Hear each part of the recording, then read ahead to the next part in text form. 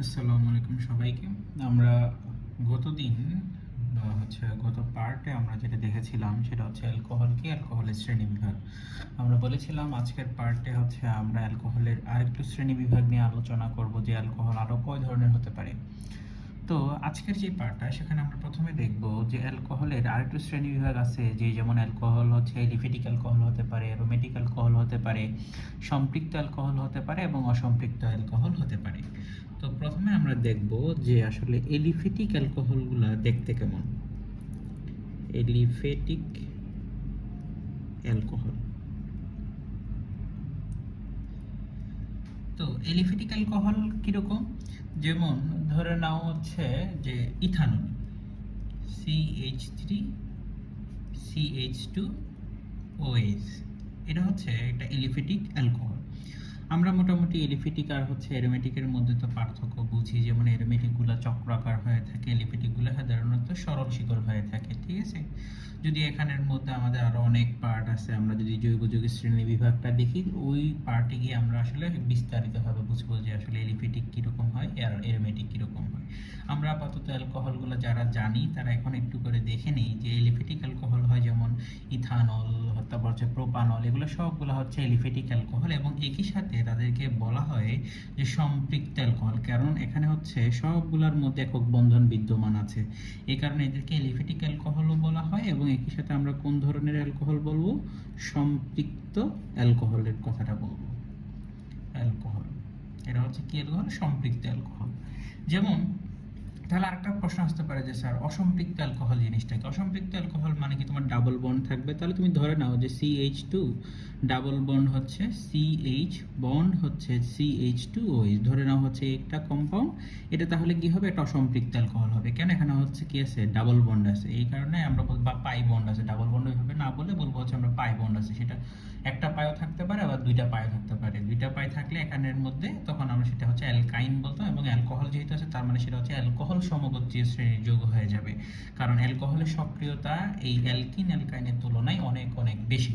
তার মানে ধরে নিলাম তাহলে হচ্ছে যেহেতু এখানে পাই বন্ড আছে, এটা যে ধরনের অ্যালকোহল তাকে বলা হয় অসম্পৃক্ত অ্যালকোহল। অসম্পৃক্ত অ্যালকোহল,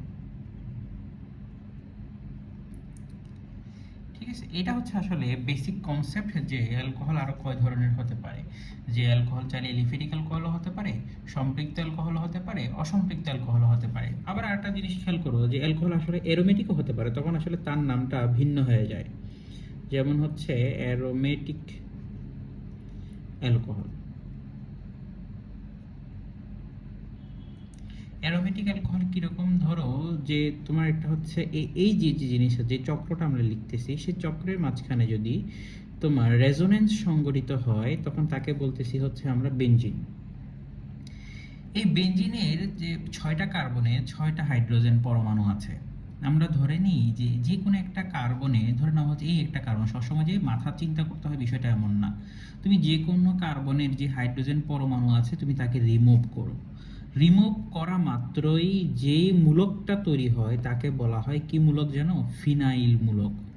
ফিনাইল মূলক, অর্থাৎ ফিনাইল মূলক কি, বেনজিন থেকে একটা হাইড্রোজেন অপসারণ করলে যে মূলক সৃষ্টি হয় তাকে বলা হয় ফিনাইল মূলক। আমি আবার বলতেছি, লিখে দেই যে হচ্ছে বেনজিন থেকে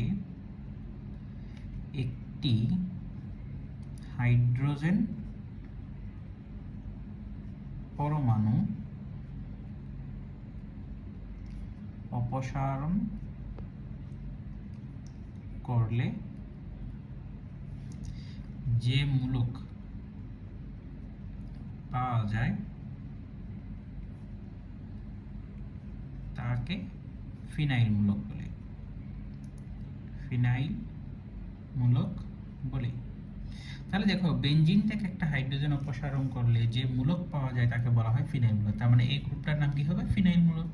তাহলে ধরে নাও যে ফিনাইল গ্রুপের মধ্যে তুমি ইথাইল গ্রুপ ধরো হচ্ছে যুক্ত করলা, ঠিক আছে। আচ্ছা, ইথাইল গ্রুপ হলে তো সেটা ইথাইল বেনজিন হয়ে যাবে, আমরা তো আসলে অ্যালকোহলের মধ্যে আছি। ধরো তুমি এই যৌগের মধ্যে তুমি CH2OH যোগ করলা, ঠিক আছে। তখন এটার নাম হবে আসলে যে বেনজাইল অ্যালকোহল বলা হয়, এটার নাম কি বলা হয়, বেনজাইল অ্যালকোহল। অ্যালকোহল, এটার নাম হচ্ছে বেনজাইল অ্যালকোহল। তার মানে এটা হচ্ছে একটা অ্যারোমেটিক অ্যালকোহল, কারণ এখানে দেখা হচ্ছে অ্যারোমেটিক কম্পাউন্ড আছে, যেমন হচ্ছে বেঞ্জিন থেকে আমরা একটা হাইড্রোজেন অপসারণ করে ফিনাইল গ্রুপটা পেয়েছি এবং সেখানে যুক্ত করলাম CH2OH, আমি সেটা হচ্ছে একটা বেঞ্জাইল অ্যালকোহল। প্রশ্ন থাকতে পারে তোমাদের মনের মধ্যে যে স্যার, আমি যদি এই ফিনাইল গ্রুপের উপরে শুধুমাত্র OH দিতাম তখন তাকে কি আমরা অ্যালকোহল বলতাম? জীবনেও না। এবার এটা সম্পর্কে আমরা একটু করে আলোচনা করব। যেমন এই কম্পাউন্ডের নাম বলা হয় হচ্ছে ফেনল, ঠিক আছে? এই ফেনল কিন্তু অ্যারোমেটিক কম্পাউন্ড, মানলাম। এ কি কম্পাউন্ড? প্রথমত সে হচ্ছে অ্যারোমেটিক কম্পাউন্ড, অ্যারোমেটিক কম্পাউন্ড। কিন্তু এই ফেনল কিন্তু কি নয়? অ্যালকোহল নয়, অ্যালকোহল নয়। তাহলে সে কি? তার তো এখানে হচ্ছে OH আছে, তার ক্যারেক্টারিস্টিক যেটা, অর্থাৎ তার ধর্ম হচ্ছে সে অম্লীয়, অর্থাৎ ফেনল কিন্তু একটা অম্লীয় ক্যারেক্টার প্রদর্শন করে। এখন সেটা কেন প্রদর্শন করে সেটা ব্যাখ্যাটা আসলে অনেক বড়, তারপর আমি একটু দেওয়ার চেষ্টা করি। সেটা ব্যাখ্যা যদি একটু বুঝতে চাও, তুমি যদি ফেনলকে যদি নিয়ে আসো, ফেনলকে যখন অ্যাকোয়াস সলিউশনে নেওয়া হয়, ধরে নাও এই হচ্ছে আমার ফেনল, যে ফেনল কেন অম্লীয় সেটা আমি ব্যাখ্যা করতেছি, তা কিন্তু অ্যালকোহল বলা যাবে না, তাকে বলতে হবে অম্লীয়, অর্থাৎ সে একটা অ্যাসিডিক ক্যারেক্টার সে ফলো করে, অ্যাসিডের মতো আচরণ করে। ফেনলকে যখন অ্যাকোয়াস সলিউশনে নেওয়া হয় তখন ফেনল বিয়োজিত হয়, ফেনল বিয়োজিত হয়ে ফিনেট আয়ন তৈরি করে। কি আয়ন তৈরি করে বললাম? ফিনেট আয়ন তৈরি করে, অর্থাৎ হচ্ছে O-, এই যে ফিনেট আয়ন তৈরি করে এবং প্রোটন দান করে। তো যখনই আমরা বলি যে প্রোটন দান করা মানে কি, প্রোটন দান করতে পারলেই তো ব্রনস্টেড-লাউরি থিওরি অনুসারে তাকে কি বলো? তাকে অ্যাসিড বলো। তার মানে ফেনল হচ্ছে একটা অ্যাসিড। খুব ভালো মতো বুঝতে হবে। দেখো, ফেনলকে যখন জলীয় মাধ্যমে নেওয়া হয় তখন ফেনল কিসে বিয়োজিত হয়? ফিনেট আয়নে বিয়োজিত হয় এবং প্রোটন উৎপন্ন করে। আর আমরা জানি যে সকল যৌগ প্রোটন দানে সক্ষম তাদেরকে কি বলা হয়? ব্রনস্টেড-লাউরি মতবাদ অনুসারে তাদেরকে বলা হয় তারা হচ্ছে অ্যাসিড। সুতরাং ফেনল হবে হচ্ছে একটা অ্যাসিড। এখন কেন, যে কেন অ্যাসিড, তুমি তো বুঝতে পারলা যে প্রোটন দান করতেছে। এবং আরেকটু ক্ল্যারিফাই যদি করো তখন তুমি বলবা যে ফিনেট আয়নটা যে তৈরি হয় এটার নাম হচ্ছে ফিনেট আয়ন। এই যে ফিনেট আয়নটা রেজোনেন্সের মাধ্যমে কিন্তু সুস্থিতি অর্জন করে। তো যারা মোটামুটি রেজোনেন্স পড়েছো তারা একটু করে খেয়াল করো, যদি আমরা যে ফিনেট আয়নটার যদি রেজোনেন্স স্ট্রাকচারটা ড্র করি তাহলে কেমন হয়। ধরো ধরো এই যদি আমাদের বেঞ্জিন হয় এবং এখানে যদি O থাকে, যেহেতু মাইনাস, তার মানে অক্সিজেনের তো নিজের ছিল কতটা? মুক্ত জোড় ইলেকট্রন 2 জোড়া, যেহেতু মাইনাস আর 1 জোড়া ইলেকট্রন চলে আসছে এবং সে হচ্ছে নেগেটিভ চার্জে আধান্বিত।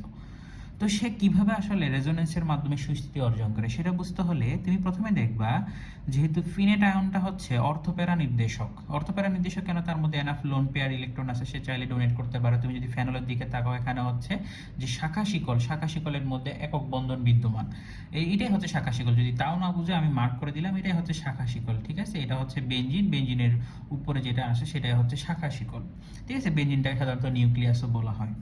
তাহলে এই শাখা শিকলের মধ্যে যেহেতু একক বন্ধন বিদ্যমান আছে, তুমি ধরে নিবা যাদের মধ্যে একক বন্ধন বিদ্যমান আছে তারা হচ্ছে কি নির্দেশক? অর্থ প্যারা নির্দেশক, অর্থ প্যারা নির্দেশক, ঠিক আছে? তাদেরকে বলা হয় অর্থ প্যারা নির্দেশক। কেন তারা অর্থ এবং প্যারা পজিশন ইলেকট্রন ঘনত্বটা বৃদ্ধি করে? এবার আসো আমরা দেখি যে কিভাবে সেই অর্থ এবং প্যারা পজিশন ইলেকট্রন ঘনত্বটা বৃদ্ধি করে। যেমন তুমি ফিনেট আয়নটা যদি খেয়াল করো, সেই ফিনেট আয়নের মধ্যে যে এক জোড়া এখানে লোন পেয়ার এক্সট্রা ছিল, সেই লোন পেয়ার সে বেঞ্জিন বলয়ে ডোনেট করে। যখনই ডোনেট করবে তখন দেখো কি ঝামেলাটা হয়, তখন দেখা যায় এই বেঞ্জিন বলয়ের মধ্যে এখানে একটা ডাবল বন্ড ক্রিয়েট হয়ে যায়, এই কার্বনে একটা ডাবল বন্ড ক্রিয়েট হয়ে যায় অক্সিজেনের সাথে, এবং অক্সিজেনের 2 জোড়া ইলেকট্রন আছে থেকে গেল। কিন্তু এখানে কেন আমরা নেগেটিভ চার্জ দিব না? কারণ হচ্ছে অক্সিজেন ডাবল বন্ড তৈরি করে, সে ডাবল বন্ড তৈরি করে ফেলছে। কিন্তু এই কার্বনে তখন কি স্টেবিলিটি অর্জন করে? এই কার্বন যে ডাবল বন্ড হয়, আবার চিন্তা করো যে এখানে একটা ডাবল বন্ড, আবার এখানে ডাবল বন্ড, এখানে একটা সিঙ্গেল বন্ড, তাহলে দুনিয়ার বন্ড তো সব এখানে চলে আসছে, 5টা বন্ড চলে আসছে। ফলে এই কার্বনটা আবার সুস্থিতির জন্য, যেহেতু আমরা জানি রেজোনেন্সে এই পাই ইলেকট্রনগুলো মুভমেন্ট করতে পারে, ফলে এই বন্ডের ইলেকট্রনগুলো তার পার্শ্ববর্তী কার্বনে চলে আসে। যখন পার্শ্ববর্তী কার্বনে চলে আসে, ইলেকট্রনগুলো তখন অবস্থান করতেছে এখানে, এবং ইলেকট্রনের চার্জ এই জায়গায় নেগেটিভ, অর্থাৎ ইলেকট্রন ঘনত্ব বেশি, জন্য আমরা নেগেটিভ সাইন দিলাম। কিন্তু এই দুইটা বন্ডের কখনো কি হলো না? পরিবর্তন হলো না, এটারও পরিবর্তন হলো না, এটারও পরিবর্তন হলো না। ফলে প্রথম গঠনটা কিন্তু আমরা পেয়ে গেছি। পরবর্তী গঠনটা কীরকম হয়? পরবর্তী গঠনে এই যে এক্সট্রা ইলেকট্রনগুলো ছিল সে এই দুইটা কার্বনের মাঝখানে চলে আসে এবং এই যে পাই বন্ডের ইলেকট্রনগুলো সুস্থিতির জন্য তার পার্শ্ববর্তী কার্বনে চলে যায়। যখন চলে যায় তখন পরবর্তী স্ট্রাকচারটা কেমন হয় সেটাও ড্র করে নাও। তাহলে এই জায়গায় হচ্ছে ডাবল বন্ড অক্সিজেন, এই জায়গায় লোন পেয়ার ইলেকট্রন দিয়ে দিলাম, এই জায়গায় লোন পেয়ার ইলেকট্রন দিয়ে দিলাম। ফলে এখন এই যে যখন আমাদের যে এখানে ইলেকট্রন ঘনত্ব বেশি ছিল সেগুলো যখন এই দুইটা কার্বনের মাঝখানে চলে আসছে তাহলে এগুলোতে সাথে একটা পাই ইলেকট্রন মুভ করতেছিল, তাহলে এখানে একটা পাই বন্ড তৈরি হবে এবং এই পাই বন্ডের ইলেকট্রন সুস্থিতির জন্য যেহেতু পার্শ্ববর্তী কার্বনে চলে আসছে তখন এই পাই ইলেকট্রনগুলো তখন এখানে অবস্থান করবে এবং তাদের চার্জ নেগেটিভ। কিন্তু এই বন্ডে কি কোনো পরিবর্তন হয়েছে? হয় নাই। দিয়ে দাও, বন্ডটা দিয়ে দিলাম। পরবর্তী স্ট্রাকচার খেয়াল করো যে এই জায়গায় তুমি হচ্ছে একটা আবার ড্র করলা যে বেঞ্জিনের স্ট্রাকচারটা।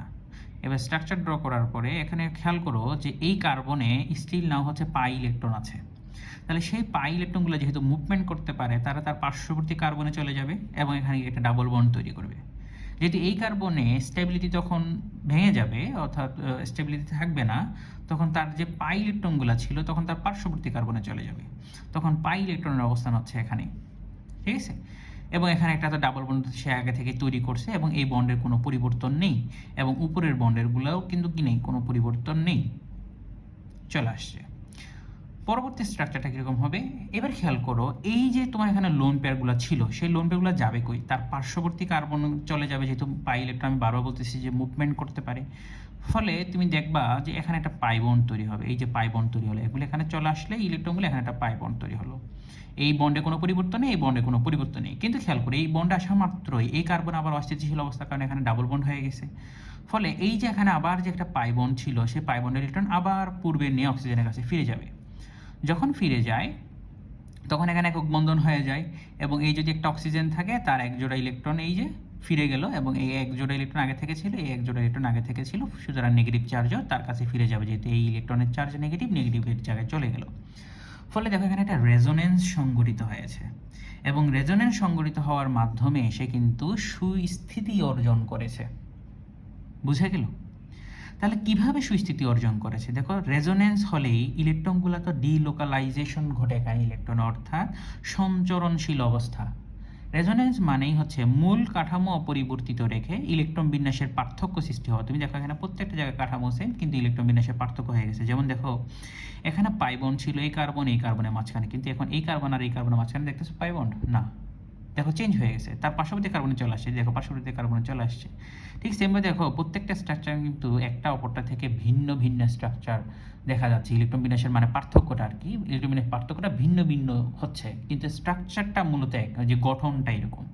যেমন এটা যদি হয় হচ্ছে একটা মানুষ, ঠিক আছে, ধরে নাও এটা হচ্ছে একটা মানুষ, তো মানুষ তো আসলে মানুষের স্ট্রাকচার তো সেম থাকে না, প্রত্যেক জায়গায় ধরো এই স্ট্রাকচার তুমি ধরো সেম যদি তুমি পাও, যদি এটা ভিন্ন হয়ে গেছে, যদি এরকম যদি তুমি যে সেম স্ট্রাকচার পাও, আমি ওই কথা বললাম যে স্ট্রাকচারটা সেম কিন্তু গঠনগতভাবে তারা হচ্ছে ভিন্ন হয়ে গেছে, মানে ইলেকট্রন বিন্যাসটা ভিন্ন হয়ে গেল।